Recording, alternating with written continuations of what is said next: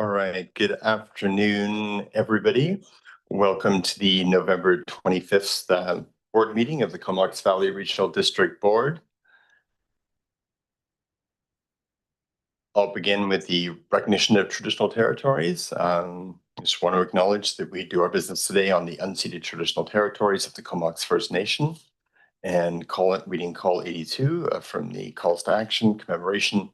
Call upon provincial and territorial governments, in collaboration with survivors and their organizations and other parties to the settlement agreement, to commission and install a publicly accessible, highly visible residential schools monument in each capital city to honor survivors and all the children who were lost to their families and communities. And getting into business, we've got adoption of minutes from November 4th. Thank you very much. Any questions? Any revisions? Anyone opposed to adopting the minutes? And that carries. Moving into reports, we have Electoral Area Service Committee November 3rd for receipt. Moved and seconded. Thank you very much. Any questions? Anyone opposed? That carries. November 4th, Sewage Commission meetings. All right, moved. And did someone second that? Thanks. All right, anyone opposed? And that carries. The Water Committee minutes from November 4th. Thank you very much. Director Grant's back to moving and seconding, so we'll get through things quickly. And anyone opposed? And that carries. And we'll get into the asset management program and strategy supplementary information for receipt. Thank you. And I'll pass this over to CEO James Horn. Thank you, Chair, and good afternoon to the board. First off, thank you for receiving this as an updated report. We replaced the report this morning to correct or show the most current information in Table 1 and some of the narrative that follows in that section. So appreciate you receiving that as an updated report. We wanted to make sure that you had the most current information in this particular document. So on October 21st, we presented a strategy outlining a 5-year roadmap to advance the CVRD's asset management program. The board provided some valuable feedback and raised several concerns about the approach, and staff have given really good consideration to that feedback. And for a few reasons, we are here today to continue the discussion. The importance of asset management cannot be overstated. CVRD has more than $500 million in existing infrastructure that would cost more than 3 times that amount to replace. Provided you, the decision makers, with the current, accurate, and meaningful information is the only way to move from our current reactive system to a model that plans for and funds asset renewal in a responsible and cost-effective manner. I've got a couple of slides to talk about the RD's services and current assets, the proposed roles for the consultants and the asset management specialist positions, and expand on what a reactive to proactive shift would look like. Mark Rutten's going to then describe some of the implications from maintaining the status quo, and Lucy Wacharek will speak to the community values, return on investment, and some options that we're developing that could scale back from the approach we presented in October. I'll conclude with a few comments about the next steps, which do include bringing more specific discussions to your individual committee and commission meetings in December. The corporate asset management program is intended to be an overarching model to cover the approximately 100 services that the RD delivers. Of those services, several are asset heavy and would be the focus of our work. Table 1 in the staff report lists those various services and notes the historical and estimated replacement costs of the assets for each service. The assets fall primarily into 4 core service areas, and Lucy will speak to how each core service responds under the corporate program. Also from this table in the report, you can see which individual services will be expanded upon at your committee and commission meetings in December. An area of interest for the board last month related to the proposed work for the consultants and asset management specialist positions. The top of page 5 in the report describes the specialist positions who would work to develop annual work plans, multi-year strategic and tactical plans, and collect and analyze data for subsequent decision making. One of the RD's shortcomings is that we have many specialist areas, whether that be in accounting, engineering, operations, procurement, or legislative. However, those experts do not necessarily speak the same language, and the asset management specialists will start to bridge that gap, creating actionable plans for consideration during your budget processes. For the consultants, Table 2 in the report describes the 5 key areas of responsibility with an estimate on time allocations for each area. Notably, undertaking condition assets would occupy at least half of those consultant efforts. And condition assessments, as Mark will describe, is fundamental to understand when asset upgrade and or replacement is needed. So next slide, thanks. So I've got this one more slide to speak to about moving towards a more proactive model, and then I'll turn the discussion over to Mark. So an important aspect of asset management is beginning to move from reactive to proactive maintenance. Here we've tried to highlight some of the tangible benefits of this move, such as reduced emergency repairs. When we have an emergency repair, it often damages adjacent property and roads. It's expensive to repair. It occurs outside working hours. It can sometimes occur multiple times in the same neighborhood. And it's hard on affected members of the public and our works crew. Another example would be not running equipment to failure. That would be undertaken under a proactive model. So when we do run equipment to failure, a small part can take down an entire unit. For example, a failed bearing can take down a pump. Emergency repairs are expensive, and plant upsets do create risk. Our third box there speaks to recreation and the unplanned pool and rink closures. So an entire recreation complex can at times be shut down because of a failed air handling unit, for example. There's an impact on the community and user groups, costly repairs occur, and again, that can be very hard on our members of the public and hard on staff as well. And then just lastly, running equipment until it can no longer achieve performance. So there's an increased risk to that. We may face unplanned shutdowns, and there are costly repairs resulting. Mark's going to speak a little bit about the implications of maintaining the status quo, and then turn the microphone over to Lucy. So, Mark Rutten. Great, thank you, James. This slide just highlights some of the implications of the status quo, staying with the sort of current state of affairs in terms of asset management. So continuing to rely on reactive maintenance without better data related to asset condition and risk, we stay pretty much reactive to system failures. For example, within the water department alone, we spend about 15% of our time repairing leaks. So at that point, the asset is leaking water into or under the road, and we're ripping things apart to make a repair. So this means more service interruptions, emergency repairs, higher unplanned cost, and loss of water, of course. Another implication is increased life cycle costs when replacements are scheduled based only on asset age, not actual condition. We risk replacing assets too soon or too late. Both lead to lost opportunity and higher long-term costs. Financial uncertainty, unexpected budget pressures due to rapid spending. So, that equals higher increases in requisition or in user fees, limited ability to plan for sustainable tax rates, and inadequate reserves. Lost grant opportunities, which we spoke about in the initial staff report. Many grant opportunities are now asking for applicants to demonstrate asset management, and that's only going to continue in the future. Declining service levels and public trust, which James mentioned. When our assets are managing us, breakdowns interrupt our services or potentially close our facilities, and that erodes public trust. And lastly, constraints on housing and service expansion. On the water and sewer side, our systems are highly connected to Courtney and Comox. They rely heavily on our larger regional services, and for those communities to grow and meet those objectives, we need reliable systems.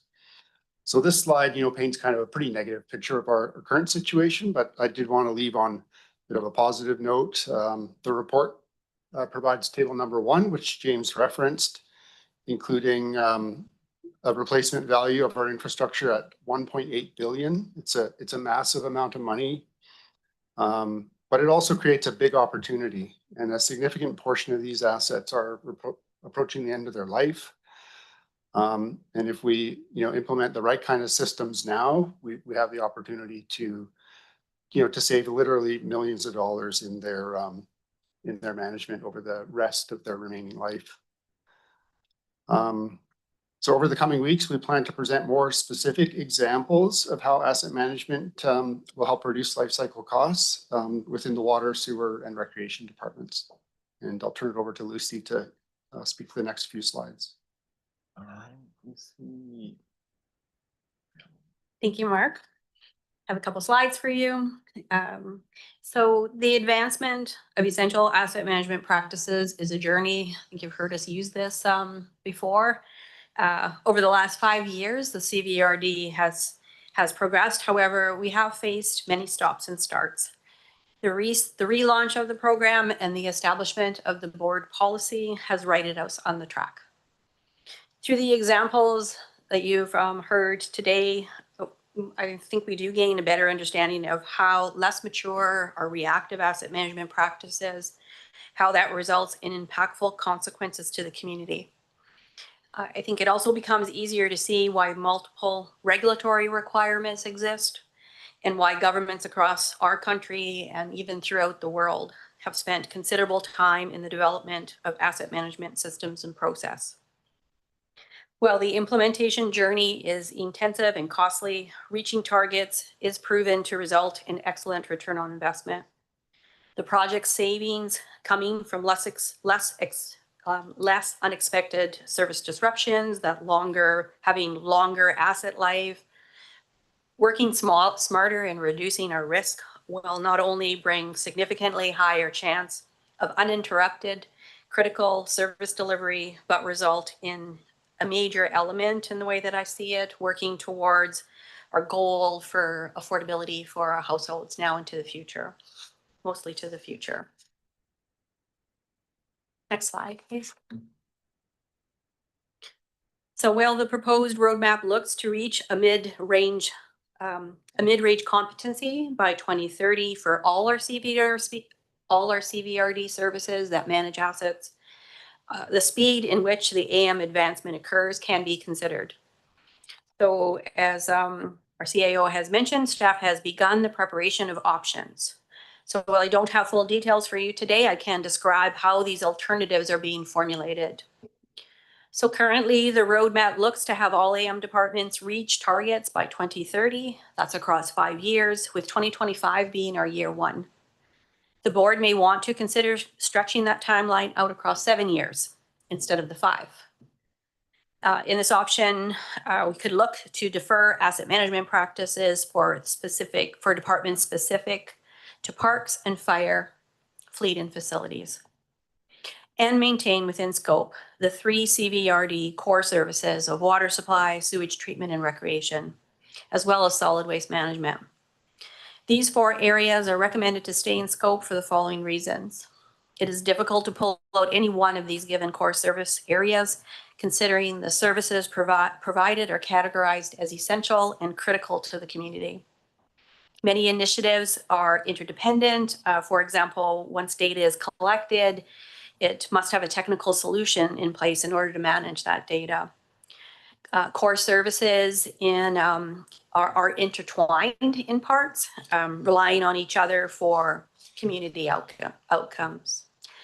Economics of scales can be gained by proceeding with advancement across multiple areas. And for example, procurement competitions are set to obtain best value by structuring contracts which look to conduct condition assessments, for example, across all 4 core services. And also from a technology implementation perspective, we leverage advancements in sewage treatment, for example, software. And at the same time, our intent is to maximize the resources that are in there to leverage that across recreation technology as well. And that holds true for whether it's outside help that's coming in to assist that or our internal staff. We will leverage ourselves across those multiple areas in order to be as efficient and effective as we can. So an alternative option to what I've just described we will formulate a second option where the board can consider an even longer implementation time if you would like. With such an option, it's expected to result in less costs upfront. As I'm saying, we've started this work. We haven't completed it as of yet. For all indications are that we may have less costs upfront. However, the cost will be longer in the long run. One of these four core services that I've described and are pictured up here on the screen would need to come out of scope when considering short-term deliverables. And staff at this time, we'll provide criteria for directors to make a decision on which one maybe you would like to see outside of the 5-year window, for example.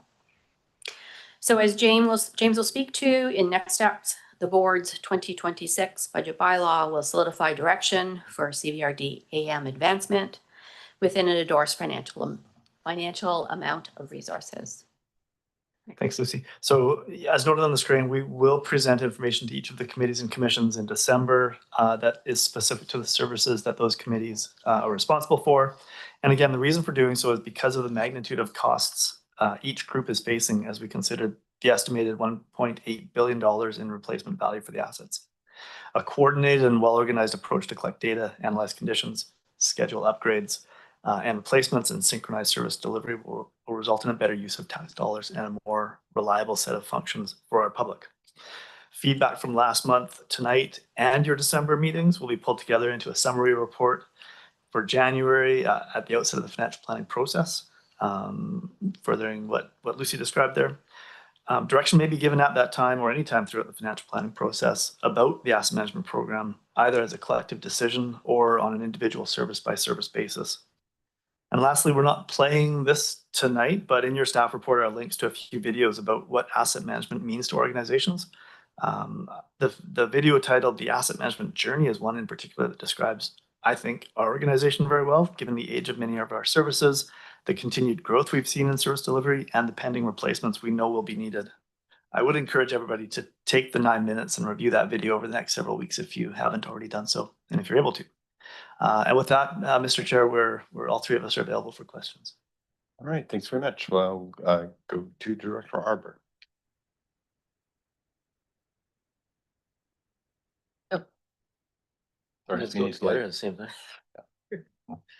So, yeah, I don't know how this ended up as a news release all of a sudden a couple of weeks ago that this CVRD embarks on asset management. Like, first of all, it's not like we haven't been doing it. I'm kind of shocked by the presentation today because you make it sound like we haven't been doing it. And at the ASC, how do I go back to my residents with that press release when for the last 4 years, we went water system by water system and did increases to every of those water systems because we were doing asset management? Like, what the hell? Like, sorry to use that phrase, but it's like you're saying we've been reactive. And I've been talking to my residents for 4 years of how their rates are increasing because we're doing asset management. You know, everybody knows we're fighting the laws of entropy. And one of the best conversation I had was last night at the APC. What was the name? Oh, Richard is gone. Edwin's there. The gentleman who had like worked all over the valley, and he was talking about how he was working for the city of Comox on Noel Avenue and found out that all these houses, all their sewage system were actually connected to the storm drain, you know, in the process of doing asset management. And, you know, we got issues everywhere. He was talking about the Royston system. And I'm wondering if, you know, if us wanting to hire asset manager that are probably like, I don't know, they're probably like young technical people. Are we starting to lose the know-how of how to look after stuff?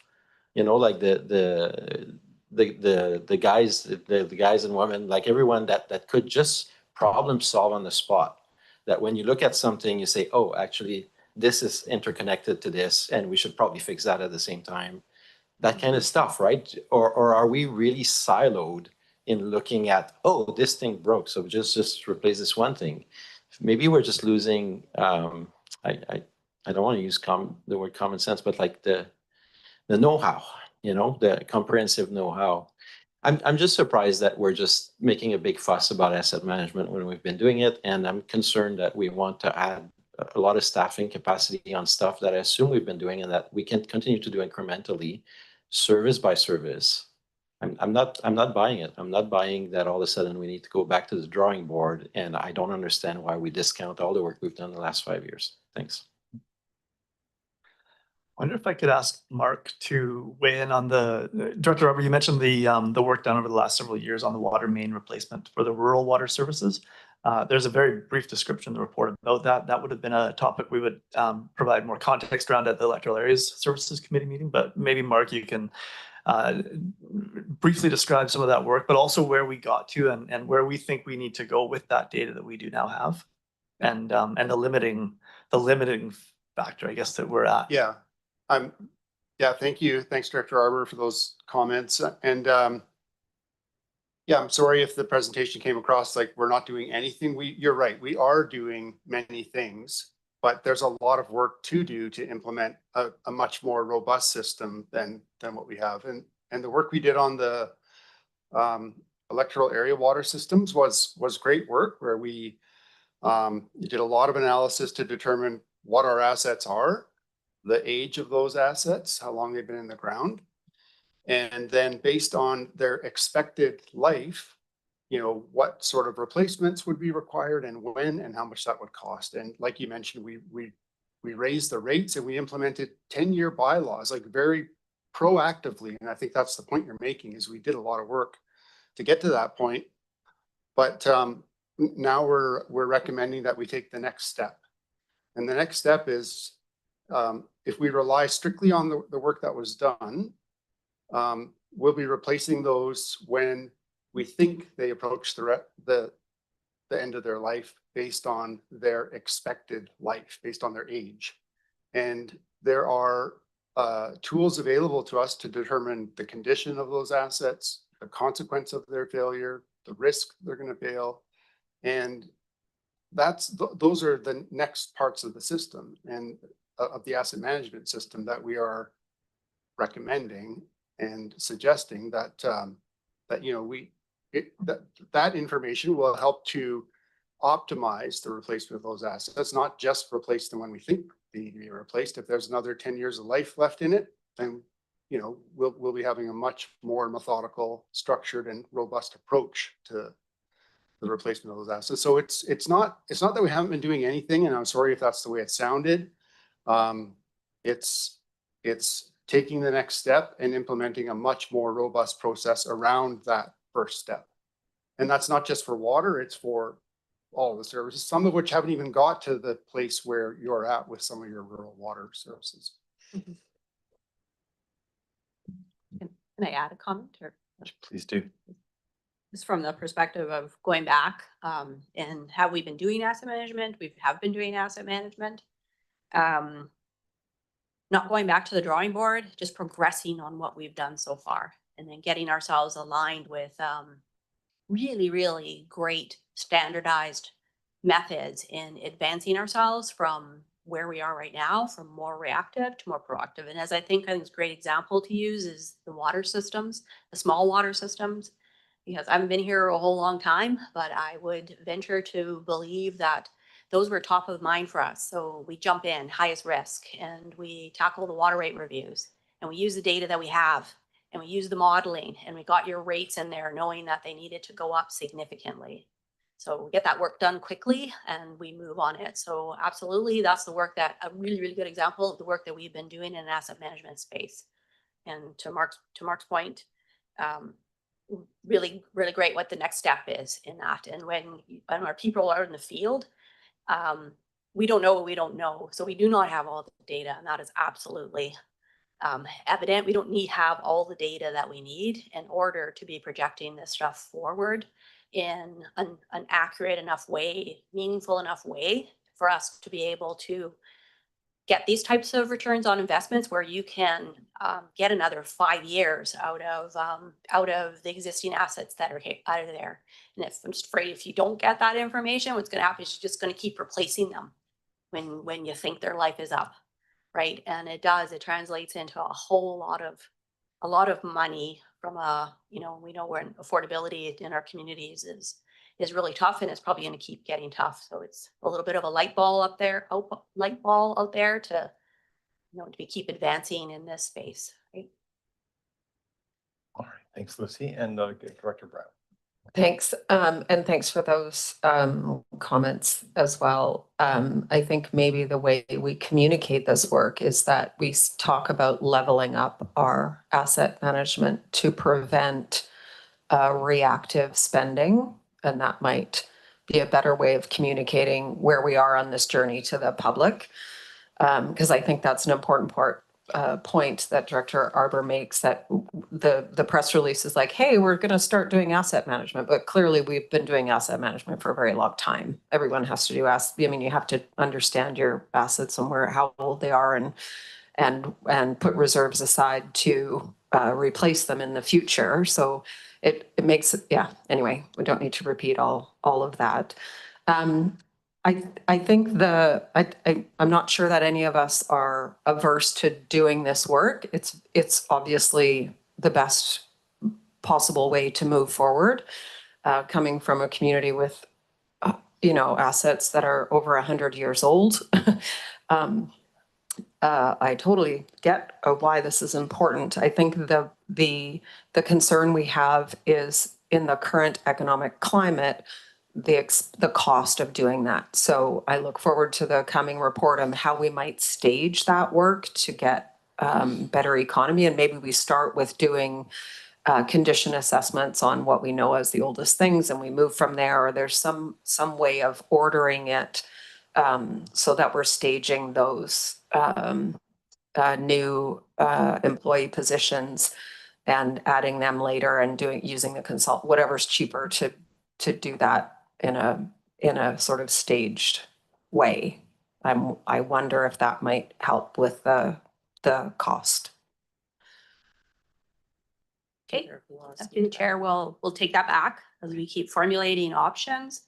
And from the question around the communication strategy, I'll also take that back as well. It was one of those elements where, as a board, it was one of those pieces where we wanted to put out education to the community, and I don't know that overly had a lot of people involved in that communication plan going out to the community around asset management. Didn't think about that, what we're doing right now, and that wasn't a piece that was formulated in there. But I'll bring that back to communication, see what they think. Where our intent is to continue to build on that on our site. We were humming and hawing on, when we relaunched the program, whether we'd have that kind of presence out on our website, and we said to ourselves, let's do it, because you do see that with lots of local governments, right? They do have that presence on their sites to share what they're doing in that space, because it's important. And we, as asset management and the AM steering committee, that we do want to keep building on that site. So we'll put something out there that I think better describes to the community what it is that we have done so far. And I think we could even concentrate in on those small water systems that we did do that work on, and even send something out to them specifically. We could do that as well, but I'll see what communication has to say. Right, thanks. Lucy, I'll go to Director McCollum. Yeah, thanks, Chair, and thanks for this additional report on just our potential approach to advancing our asset management. I do wonder if there was maybe a disconnect between the concerns that were raised by the board and maybe how staff interpreted some of that feedback, because from this, it seems as though there is maybe a concern that we don't see the value in asset management, or that we're not really understanding how critical it is. And that's certainly not what my previous comments were meant to convey. You're preaching to the choir. It's important. I think last time I said, I think if you explain asset management to people, they assume that you're doing it already, because it's a rational way of looking after your assets. So I'm not implying that it's not work that we don't need to do. I think the challenge is that we don't really understand whether or not the approach that was presented is the only way that we can tackle this. It feels like we're being presented with an opportunity to take a bunch of steps forward at once. And we're wanting to know, is there another way? Could we do this in a more phased way? What is the downside of going with a phased approach? I mean, it was said it may be more expensive. Well, let's get some details around that. Like what opportunities are we going to miss out on if we don't implement this like fairly expensive change right now? And what would a phased approach look like? Those are the kinds of things I want to understand better before I jump in on this plan as it's presented. You know, it's not lost on me that we have some significant work to do in certain areas, and maybe water is actually an example of where there's less work needing to be done, because there has been work done on the local water systems.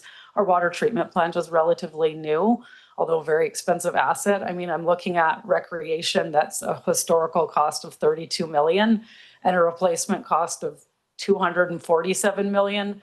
And we're putting away reserves of a pittance to maintain these assets. Like a proper asset management plan is something I'd really like to see at the Recreation Commission.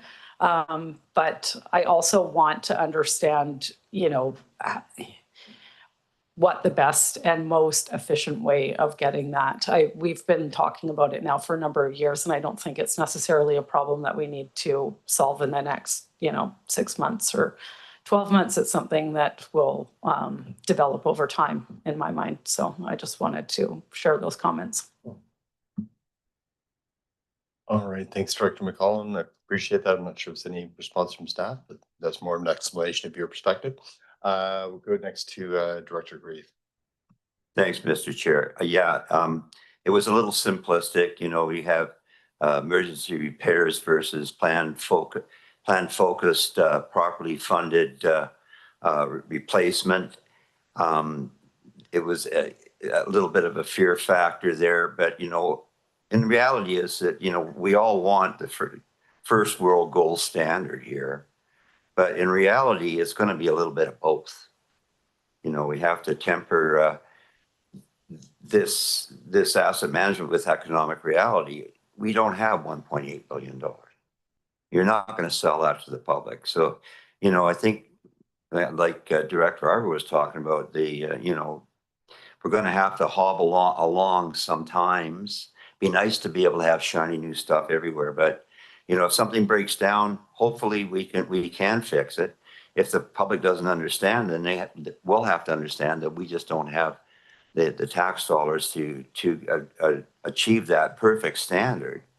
You know, I think we have to ask like Martin Davies from TASIS how they MacGyver everything together and keep it going, because I mean it might not come to it, but it might. I think we should concentrate on the pinch points first, the big stuff. The little repairs down on Tweed Avenue or whatever. I mean, it's sad that we had a break or whatever, but you know, that's just life. So, you know, I think it's a little grandiose, a little over the top. Thank you. All right, thanks, Director Reeve. Although I'm not sure I see anywhere in the report suggesting we should get a bunch of quote shiny new stuff. I think this is actually about making the stuff that we do have last longer, which is a pretty traditional value that our grandparents would have recognized.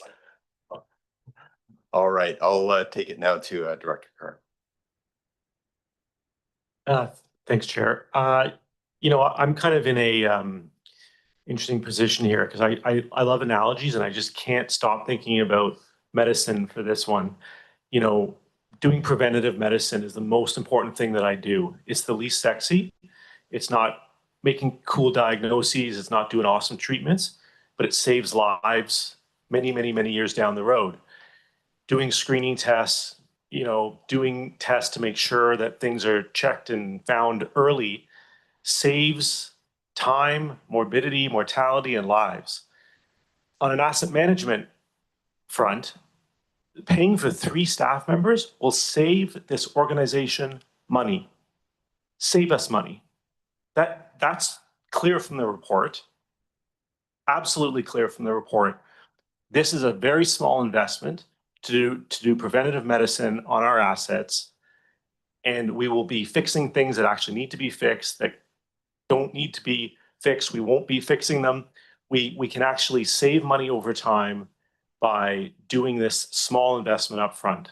So yes, economic climate, sky is falling, all of these things, of course, but we are stewards of this organization to look out for the short, medium, and long term. And I think if we don't do asset management well and do it properly, we will actually be costing our organization more money up front or down the road. The other thing is, who pays for asset management? We have been underfunding asset management as an organization and as taxpayers for many years. So those that have lived in this community for 1 year, 5, 10, 15, 50 years have not been contributing to that asset management through their taxes enough.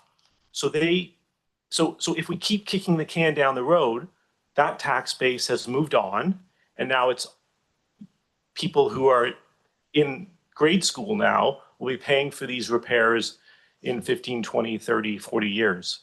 So the burden of the tax share of asset management is those that live in the valley right now, have lived, and will live. And so we can't kick it down and play generational unfairness on this issue. This is a modest investment, point something, 0.00 whatever percent of the organizational operational funds each year for 3 people that will actually make sure that we save money in the future. Preventative medicine.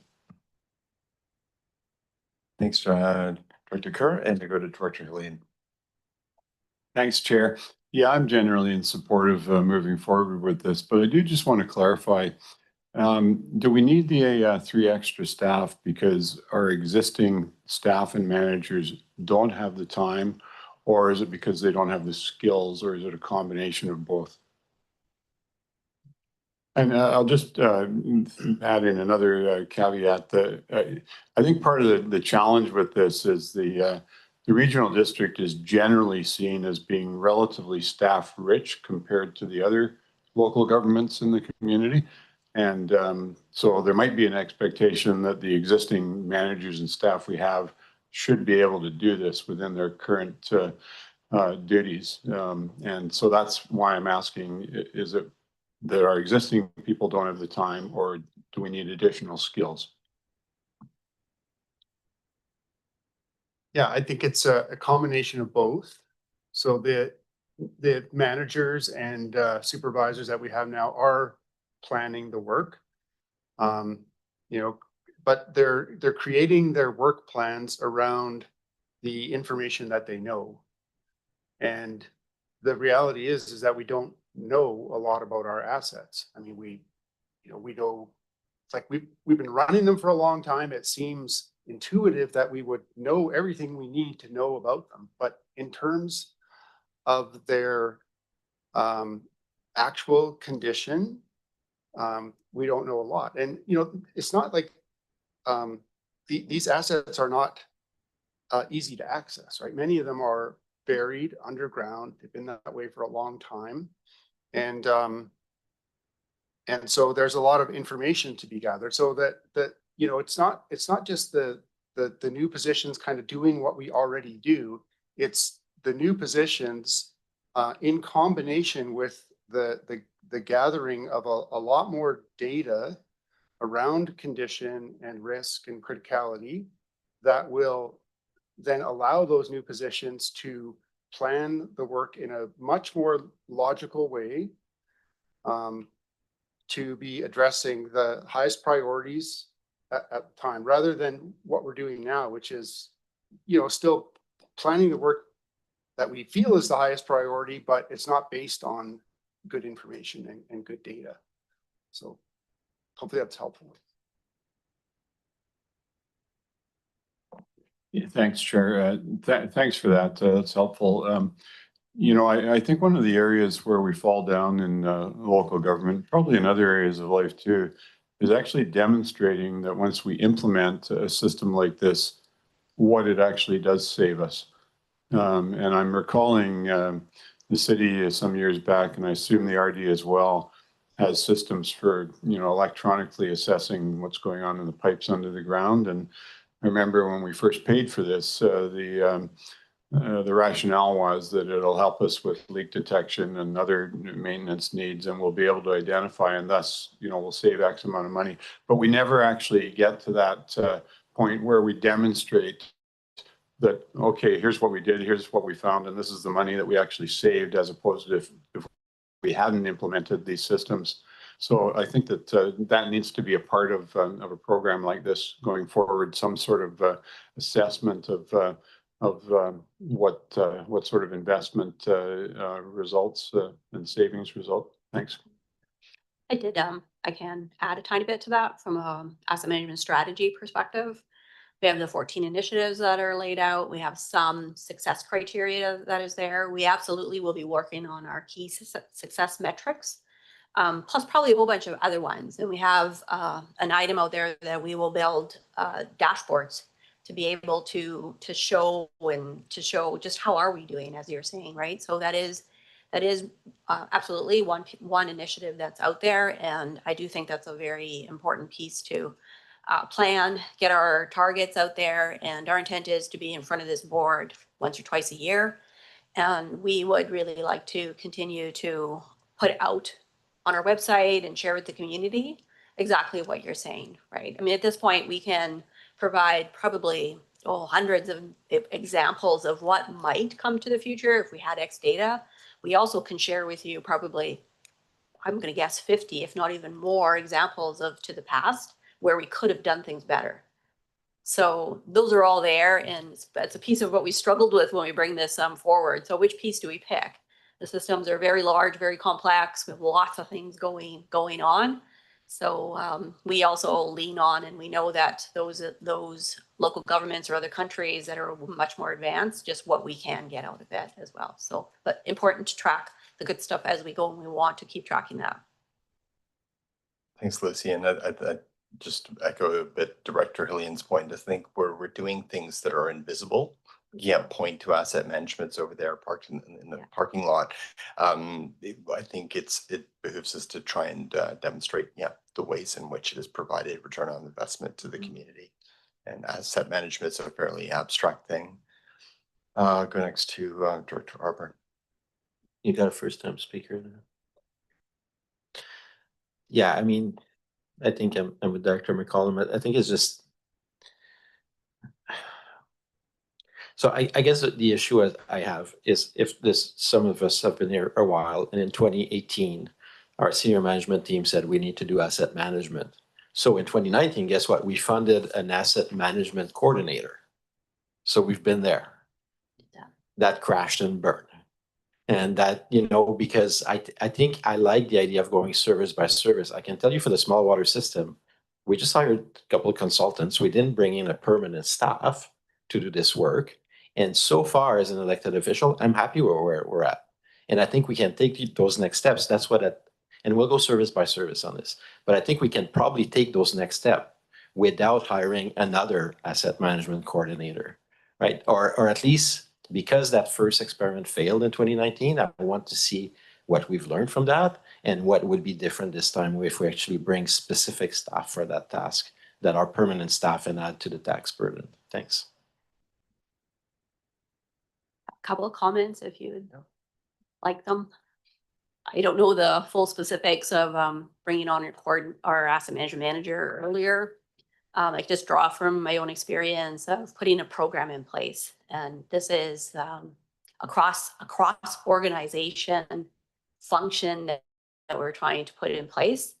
And to do that, you need that central somewhere in a corporate office to be able to coordinate our multiple departments across the board in order to do that. So there is asset data, so a lot of asset data that's being collected in all of our departments that is needed and useful in many departments across the board. So that is one of the big keys. And from my own experience, to be able to implement a corporate-wide program without that central resource, I would have to say that it won't work. So what we're trying to achieve here from a corporate across the board corporately to gather data that you need and share it corporately and make the most of it in probably upwards of 6-7 departments in an organization needs a central level of coordination to bring everybody together and understand, oh, you're telling me to collect this piece of information. It has nothing to do, they're not going to use it, but we're going to use it in finance. So we need to make them understand why we're asking them to collect it and why their data needs to be open to all of us. That's just one element of it. All right, thank you. And Director Hardy, go ahead, please. Yeah, thanks. I'm just curious with regards to the CBRD, what our accumulated reserves are, dollars wise. And I get and understand under the Local Government Act, we can't borrow from Peter to pay Paul under the current legislation, but I'm just wondering, we're probably not the only community in the province of British Columbia that's having to do asset management and try and figure out how we're gonna recover assets of $1.8 billion or $10 billion, or whatever that number is gonna be. So the reason I ask is maybe there's a means of ABICC and the UBCM and the FCM with regards to changing legislation that allows us to take, say, for example, we got $1 million and $1 million of reserves in one pot for a service that we could redirect to another service that needs that asset management or repair. So that's the reason I asked that question. And I know I'm just spitballing here, but that's a question that I get kind of asked from a number of my constituents at the end of the day is, why are you increasing my tax requisition for this particular service when you have $1 million in reserves in this service? Like, why couldn't you take some of those from that pot and put it into this pot? So that's why I asked the question. Thanks. It's a good question, and certainly I think that's why we want to come to here. We want to come to the committees and commissions. And I saw Mark and Lucy both taking extensive notes. I've got my notes, and this is to help us prepare information to bring to you at the committee commission meetings. You're right, we do have legislative structure that we have to follow around our services and the reserve funds. I don't know that we can give you an exact number on the full reserves right now, but that might be something that is helpful. In the committee commission meetings, I've had the fortune of sitting through several budget meetings over the last few days, getting ready for the proposed financial plan. And that story about the reserve levels and the pending capital works, it's a story that we're seeing repeating time and time again. So I think it is an important element to speak to when we come forward, either in December, or you'll certainly see it through the financial planning discussions. And if there's an ABICC resolution to pursue, we can take a look at that.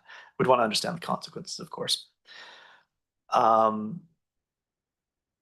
don't see the speakers on right now. So yeah, we do appreciate the discussion, and it is to continue this dialogue and be able to present this in a way that is more meaningful, look for those opportunities to speak to what is most appropriate, whether it is the pinch points I heard or the more critical infrastructure, and come back through the December meetings, the financial planning process, and have that approach determined by the board.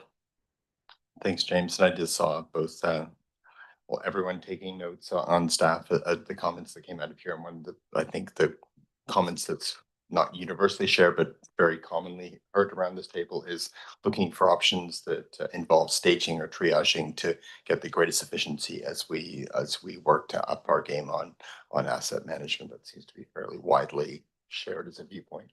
Do you have another comment, Director Hardy? Go ahead, please. Yeah, I think getting the answer to that question, I mean, thank you for the presentation. Clearly shows there's grave concerns financially moving forward with regards to asset management. But like I said, if we can find out what that accumulative reserves is, maybe that helps lessen the fall of the sky on us right now.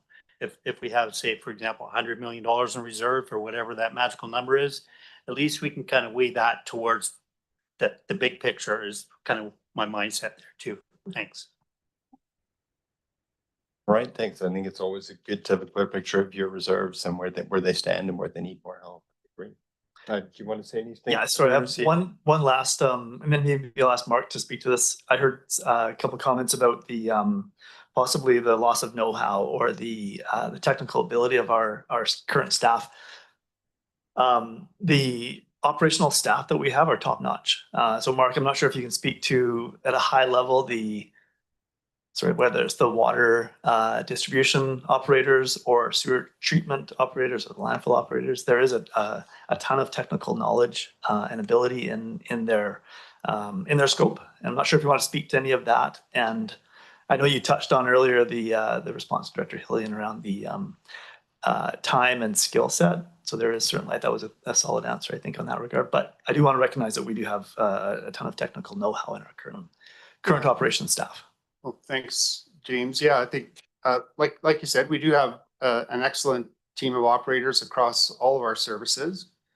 Yeah, they are top notch. They've got great skills, and you know, they'll keep these services running for, you know, for as long as we need them, you know, forever, even at the status quo. But the reality is that we're going to end up paying a lot more money than we would pay if than if we had implemented, you know, a robust asset management system. So we have a great group of operators, managers, and supervisors. They'll keep things going forever. We'll replace our assets, but you know, what we're recommending is a much better way to do that, and a way that will save, you know, potentially millions of dollars for this organization and community. All right, thanks very much. Appreciate everyone's sharing their thoughts on this. We are just on receipt here, so anyone opposed to receipt? And that carries. Thanks everyone for the contributions to the discussion. Next is Comox Valley Ground Search and Rescue Society Capital and Operating Grant Funding Agreement. That's being moved and seconded, and I'll pass it over to James Warren. Thank you very much. Doug DeMarzo is our General Manager of Community Services, and Doug will introduce this report. Doug, over to you. Thank you and good evening. This report is really a request for the board to move into a 5-year funding agreement with the Comox Valley Ground Search and Rescue Services. There's been a number of conversations over the last year or two regarding their buildings, and in the past, our previous budgets have supported them operationally for $50,000 a year.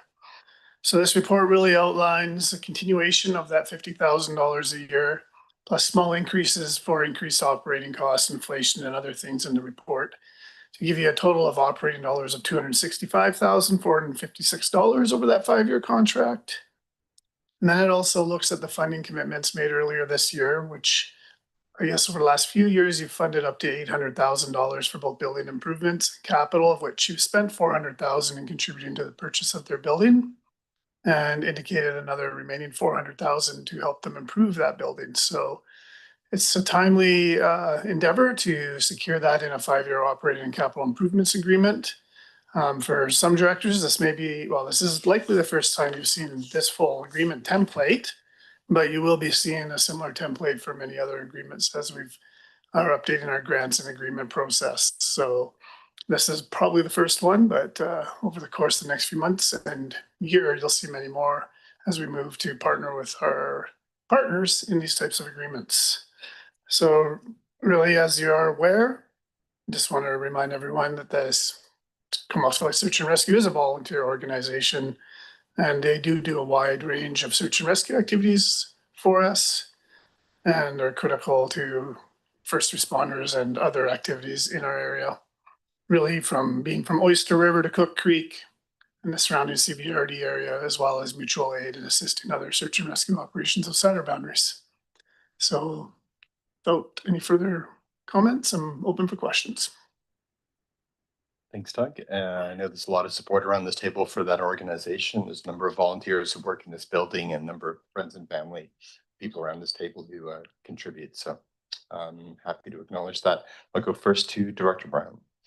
Thanks. Yeah, that was my first question. This is our first model of those partnership agreements. So that this is nice to see this kind of template. But there's 2 streams to this, right? There's the capital and the operations. And are they both ongoing in the partnership agreement, or would the capital separate out once the improvements to the building are done? Yeah, so our agreements do have both the operating piece, which is an annual agreement, and whatever, for this example, is 5 years, so maybe 3.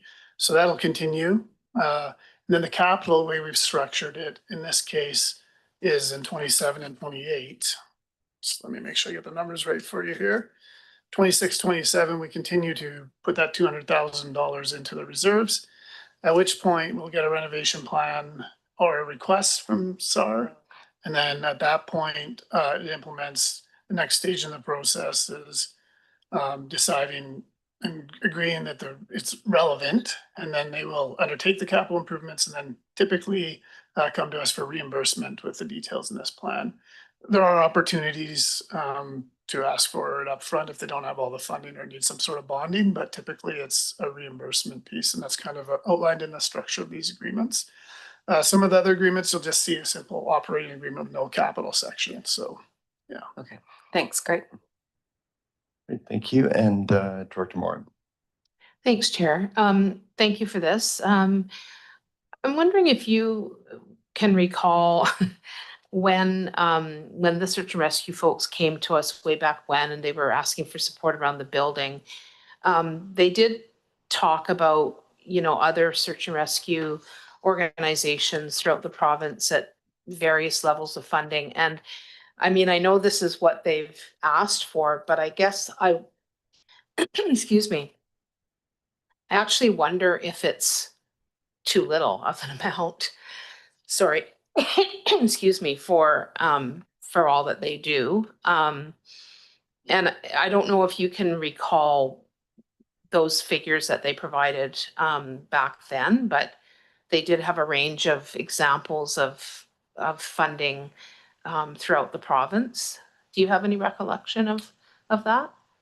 Yeah, I have a couple recollection, obviously not of the exact figures, but some of the parameters when they were soliciting this board's support was largely around buildings and how they various different funding models either provided either land or the entire building. So I think we've solved that solution largely here. And around operational funding, at this point, this is their ask that they've come forward with, but they are funded through provincial agencies. I think there's also a gaming grant and other portions of funding that they do receive. So they haven't indicated they're at a dire need of additional funding from the CVRD at this stage. Yeah, I guess we'll just expect them to come. I just wanted to make sure that we're in range with, you know, in comparison to other communities, but I'm sure they'll come forward if they require more. And I'm happy that we were able to help them out with the building. Thank you. Yeah, I should also just note, you just triggered something, is that the board did a couple of years ago significantly increase their operational funding. Was either from 25 to 50 or 35 to 50. So a couple pieces there that have happened over probably the last 5 years. Yep. And I guess perhaps something else to note is that the funding, the capital funding, that despite the fact that they do have a new building already, we're obviously following through on the original plan to provide a total of $1 million in capital funding. And hopefully there'll be some efficiencies now that they own the building rather than paying rent to anyone else. All right, I'm not seeing any further comments. So we're on receipt. Anyone opposed to receipt? That carries, and it's a recommendation. All right, thank you. Any discussion on that? Anyone opposed? And that carries. Thanks, Doug. And next, bylaws and resolutions, electoral areas parks regulation bylaw number 103 for first and second reading. This is a vote of the areas. Thanks very much. Anyone opposed to first and second reading? Oh, thanks. The first and second reading of bylaw number 103. Yep. Okay. Anyone opposed to A, B, and C? Anyone opposed to first and second reading? Just to be clear. Sure. Yeah, to staff, is that the naming of the park? Or that's a different one? I'm just going into the bylaw here itself, and this is the adding the Lazo Greenway to the parks regulations bylaw. Oh yeah, I'm actually, thank you. I'll vote against that one because I discovered who Lazo was, and I don't think we should name it after him. Thanks. All right, and it's now up for third reading if someone cares to move it. Okay. Anyone opposed to third reading? Director Arbor. Okay. All right. At this point, we're going to move back to our closed meeting. So just take a minute or so, maybe 5 minutes break, and then we'll get into that. Thanks.